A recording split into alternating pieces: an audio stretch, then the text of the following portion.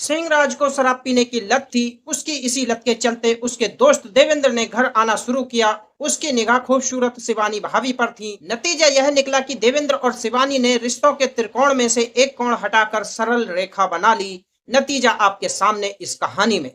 28 वर्षीय सिंहराज सिंह पश्चिम उत्तर प्रदेश के बिजनौर जनपद के थाना चांदपुर के बागड़पुर गांव में रहता था। चांदपुर के एक ज्वेलर की गाड़ी चलाता था। उसके पिता किसान थे। भाई बहन सभी शादीशुदा थे और अपने अपने परिवारों के साथ अलग अलग रहते थे। शिवराज सिंह का विवाह लगभग 4 वर्ष पूर्व पड़ोस के गांव केलनपुर निवासी शिवानी से हुआ था। शिवानी बीए पास थी। सुंदर पत्नी पाकर हाई स्कूल पास। सिंहराज फूला नहीं समाया। आम नवविवाहितों की तरह उन दोनों के दिन सतरंगी पंख लगाए उड़ने लगे। खूबसूरत बीवी पाकर सिंहराज खुद को दुनिया का सबसे खुशनसीब व्यक्ति समझने लगा था। एक बेटी ने उसके घर जन्म लेकर उसकी बगिया को महका दिया। सब कुछ ठीक ठाक चल रहा था कि वक्त ने करवट बदली। नौकरी से सिंहराज सिंह की इतनी आमदनी हो जाती थी कि दाल रोटी चल सके। दिक्कत उस समय होने लगी जब उसे शराब की लत लग गई। शिवानी कुशल गृहिणी थी। कम आमदनी में ही उसे गृहस्थी चलाना आता था, परंतु पति की शराब पीने की लत ने घर के बजट को गड़बड़ा दिया। फलस्वरूप शिवानी परेशान रहने लगी। अपने पति को हर तरीके से समझाना चाहा, बेटी की भी दुहाई दी, लेकिन सिंहराज को बीवी बेटी से ज्यादा शराब प्यारी थी। सिंहराज सुधरा तो नहीं, उल्टे शिवानी की सीख ने उसे ढीठ जरूर बना दिया। परिणाम यह हुआ कि पहले केवल शाम को पीने वाला सिंहराज अब दिन रात शराब में डूबे रहने लगा। उसे न बीवी की फिक्र सताती, न बेटी की चिंता। वेतन के सारे पैसे वह बोतलों में ही गर्क कर देता। वह नशे में इतना डूब चुका था कि नौकरी में भी लापरवाही बरतने लगा। पैसों की किल्लत होती तो घर के कीमती बर्तन कपड़े शराब की भेंट चढ़ जाते। शिवानी रोकती तो बुरी तरह पिटती। वह अपनी बदकिस्मती पर आंसू बहाकर रह जाती। देवेंद्र उर्फ बच्चू बागड़पुर में ही रहता था। वह अविवाहित था। अपने पिता सूरज सिंह के साथ खेती में हाथ बटाता था। देवेंद्र और सिंहराज में दोस्ती थी, इसलिए देवेंद्र का सिंहराज के घर आना जाना था। देवेंद्र ही वह शख्स था जिसे शिवानी से हमदर्दी थी। उसने भी सिंहराज को शराब छोड़ने और गृहस्थी पर ध्यान देने की सलाह दी, लेकिन उसने उस सारी नसीहत एक कान से सुनकर दूसरे कान निकाल दी। मियाँ बीवी के झगड़े की वजह से देवेंद्र कभी कभार ही सिंहराज के घर चला जाता था। कुछ ही देर पहले शिवानी का अपने पति सिंहराज से झगड़ा हुआ था। वह आज की बात नहीं थी, हर रोज का वही हाल था। सिंहराज एक नंबर का पियक्कड़ था। आज फिर सुबह होते ही अद्धा लेकर बैठ गया। शिवानी ने उसे टोका, लेकिन वह कहाँ मानने वाला था। कुछ देर तक तो वह पत्नी की बातें सुनता रहा, मगर दो चार पैर हलक से नीचे उतरते ही उसका दिमाग घूम गया। बिना कुछ कहे उसने शिवानी की चोटी पकड़कर उसे रुई की भांति धुन दिया। फिर अद्धा बगल में दबाए घर से बाहर चला गया। सिंहराज के बाहर जाने के बाद देवेंद्र उसके घर पहुंचा तो शिवानी रो रही थी। उसकी नजर जैसे ही देवेंद्र पर पड़ी, वह अपने आंसू पोंछने लगी। फिर मुस्कुराने का प्रयास करते हुए बोली, अरे तुम आज यहाँ का रास्ता कैसे भूल गए? देवेंद्र कहने लगा, सच पूछो भाभी तो आज भी नहीं आता। देवेंद्र ने शिवानी की नम आंखों में झांकते हुए कहा, मगर तुम्हारा दर्द मुझसे नहीं देखा जाता, इसलिए आ जाता हूँ। लगता है कि सिंहराज अपनी हरकतों से बाज नहीं आएगा। शिवानी देवेंद्र से कहने लगी, किसी को क्या दोष देना देवेंद्र, जब अपनी ही किस्मत खोटी हो। देवेंद्र और शिवानी हमउम्र थे, एक दूसरे की भावनाओं से अच्छी तरह परिचित थे। शिवानी जहां देवेंद्र की सादगी और भोलेपन पर फिदा थी, वहीं देवेंद्र उसके कोमल काया पर मोहित था। शिवानी का पोर पोर जवानी से लबालब था। उसके तीखे नैन नक्श और कटीली मुस्कान किसी को भी घायल कर देने में समर्थ थी, लेकिन शराबी सिंहराज को प्यालों की गहराई मापने की फुर्सत नहीं थी। वह पत्नी की आंखों के राज क्या समझता। दूसरी ओर शिवानी की जिस्मानी ख्वाहिशें पूरे जलाल पर थीं। ऐसे में उसका झुकाव देवेंद्र की ओर होने में ज्यादा समय नहीं लगा। इधर देवेंद्र की हालत भी शिवानी से जुदा नहीं थी। उस दिन शिवानी का रोना देखकर देवेंद्र तड़प उठा। उसने भावावेश में शिवानी का हाथ पकड़कर कहा, ऐसा ना कहो भाभी, मैं सारी दुनिया की बातें तो नहीं जानता, लेकिन अपनी गारंटी देता हूं कि यदि तुम साथ दो तो सारी जिंदगी तुम पर वार दूंगा।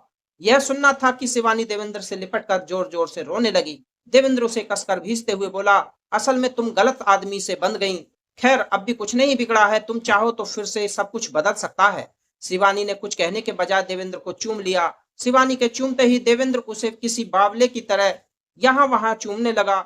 शिवानी उसके अनाड़ी पने पर रोते रोते मुस्कुरा उठी। उसने खुद को देवेंद्र से अलग करते हुए पहले दरवाजा बंद किया, फिर मुस्कुराकर हाथ पकड़ा और उसे अंदर के कमरे में ले गई। कामना की आंच में देवेंद्र की कनपटियां सनसना रही थीं। शिवानी ने पहले देवेंद्र के कपड़े उतारे, फिर खुद भी बेलिबास हो गई। देवेंद्र शिवानी का तरासा हुआ बदन देखकर चकित रह गया। शिवानी देवेंद्र की हालत देखकर मंद मंद मुस्कुराने लगी। फिर धीरे धीरे दोनों के बदन एक दूसरे से गुथते गए और फिर उनके दरमियान सारे फासले मिट गए। दोनों अलग हुए तो बहुत खुश थे, उन्होंने बदकिस्मती को धता बताते हुए अपने रिश्तों की नई बुनियाद रखी थी। उस दिन के बाद देवेंद्र और शिवानी की दुनिया ही बदल गई। दोनों पति पत्नी का सा व्यवहार करने लगे।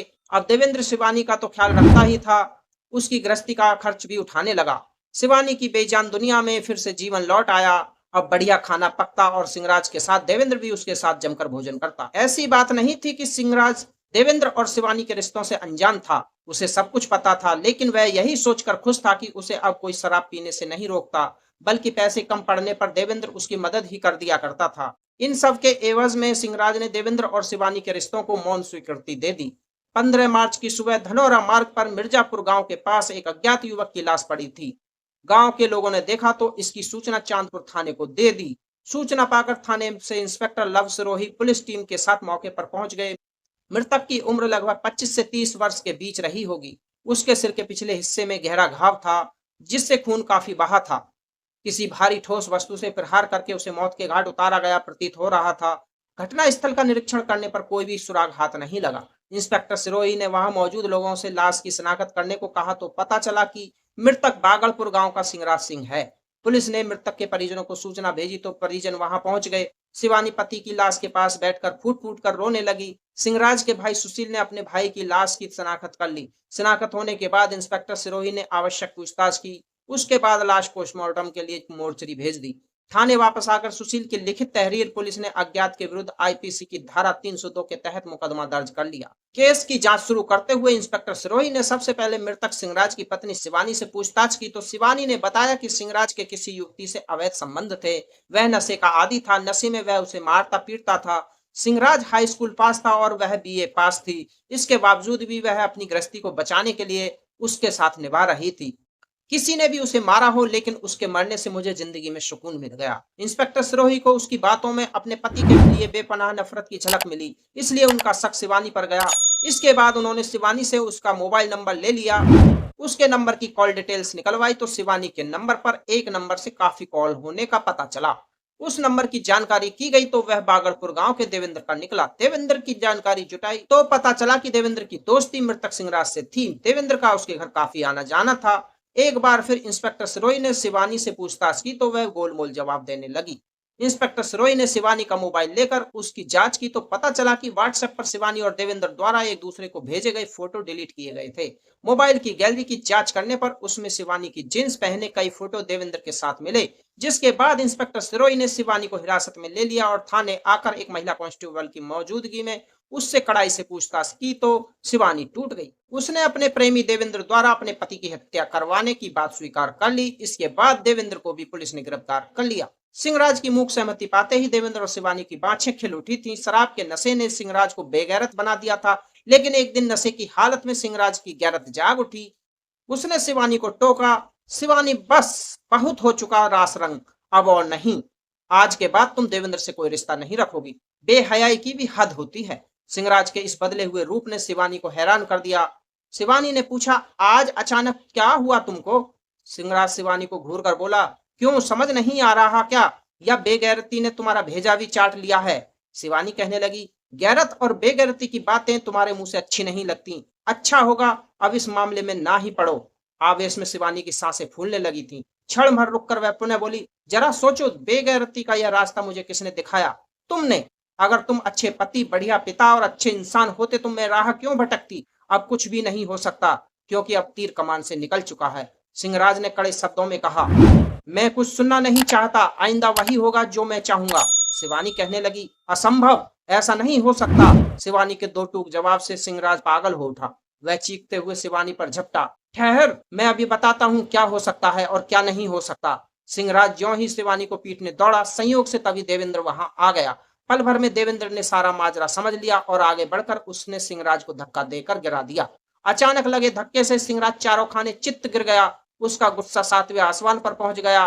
खड़े होते हुए बोला, देवेंद्र, खबरदार जो तू हम दोनों के बीच आए, तुम्हारा सिर तोड़ दूंगा। इतना सुनकर देवेंद्र सिंहराज पर टूट पड़ा। मुक्के और लातों से उसकी बुरी गत बना दी।